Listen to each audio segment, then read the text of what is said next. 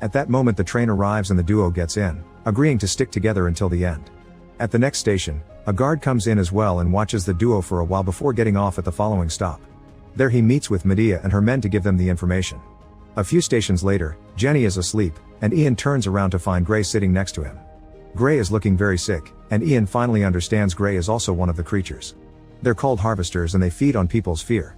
When an old man gets on the train at the next station, Gray takes his beast form and terrifies him, feeding on his fear as the guy runs away.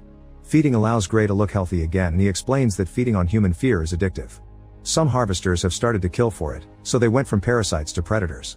They're after Ian because he managed to hurt them, and they don't want him to remember how otherwise it'll be the end of their race. At that moment Gray reveals Ian used to be a harvester as well. In fact, he was the most powerful one. Suddenly they hear a noise and Gray announces they've been found before disappearing. Ian wakes Jenny up and they run out of the train, only to find the way blocked by the two hockey players. The duo runs back where they come from and accidentally bumps into a boy, making him drop his phone. Ian tells him to run, but the boy stops to grab his phone and is jumped on by the harvesters, who immediately hurt him with its claw and feed on his fear. Ian and Jenny keep on running, but they miss the next train. Suddenly a harvester appears and throws Ian against the wall as Medea approaches and explains that Ian is weak because he hasn't been feeding. Then Medea transforms her hand and jumps on the duo to capture them against the wall as Ian's veins begin to go black again.